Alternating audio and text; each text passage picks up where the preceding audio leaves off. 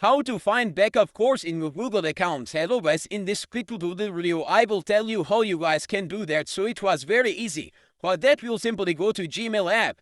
Now here you guys will simply see on top right corner Gmail logo, like your account logo. So I simply click on that. Here you guys will see manage your Google account. Simply click on that.